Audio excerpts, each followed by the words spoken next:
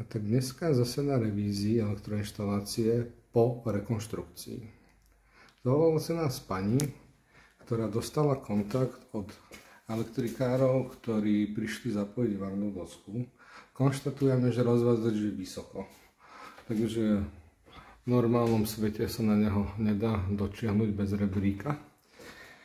A noví elektrikári, keď prišli zapojiť varnú dosku, tak konštatovali veľmi správne, že tých nedostatkov je tu tak veľa, že treba urobiť revíziu. Dali kontakt na mňa. Za čo inak veľmi pekne ďakujem. No.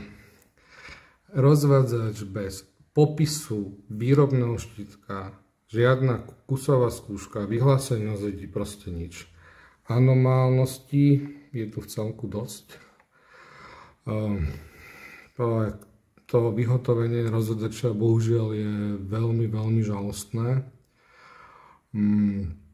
Toto už urobili noví elektrikári ako predprípravu, urobili pospojovanie, ale vyhodnotili, že bolo by výhodné urobiť revíziu, aby sa zistili všetky nedostatky. Tých nedostatkov je tu bohužiaľ veľmi veľa a táto revízia bude mať žiaľ Bohu záporné stanovisko, pretože na túto komplexnú rekonštrukciu elektroinštalácie sa žiaľ Bohu nedá vydať kladné stanovisko. Ideme si pozrieť toaletu, kde sme našli jedný z dosť veľkých nedostatkov. Takto nám vyzerajú stupačky a keď si otvoríte tie stupačky, tak prídete k tomu, že niečo nie je správne. No, takže takto nám vyzerá elektroinštalácia po komplexnej rekonštrukcii. Toto už robili noví elektrikári, si urobili predprípravu na pospojovanie. Žiaľ, zistili, že chýba huska. Samozrejme o pospojovaní nie je ani reči. Prečo je toto v takomto stave, nevieme. Tu chýba nejaký elektroinštalačný kryt. To sú nové rozvody. A takýchto spojov je tu akože viacej. My sa napríklad pozreli tu. Tu je ďalší takýto spoj. Celé je to vedené vedľa vodovodných a plynových rozvodov. Myslím si, že akože v modernej elektroinštalácii sa to dalo urobiť aj inakšie. Takže toto by sme mohli povedať, že sú jedny z tých závažných nedostatkov, ktoré tu sú. Pozrieme sa na kontrolu vypínača, osvetlenia. A to je urobené takto. Chýba zapojenie PE vodič a dá sa konštatovať, že aj celé toto zapojenie je teda veľmi zvláštne, anomálne a takto sa to nemá štandardne realizovať.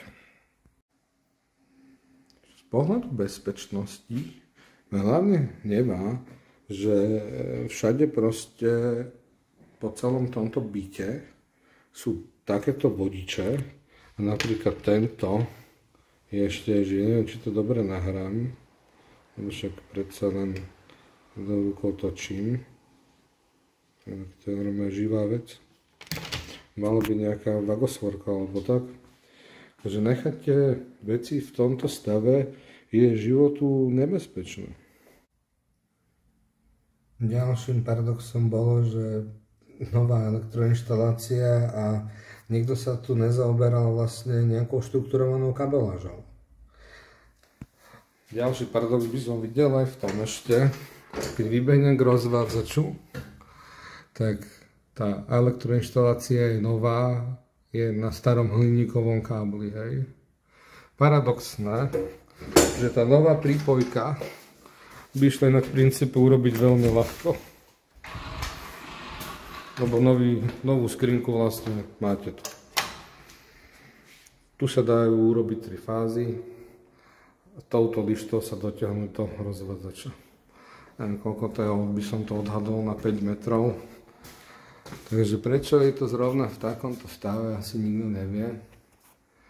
Tak uvidíme, čo sa bude diať.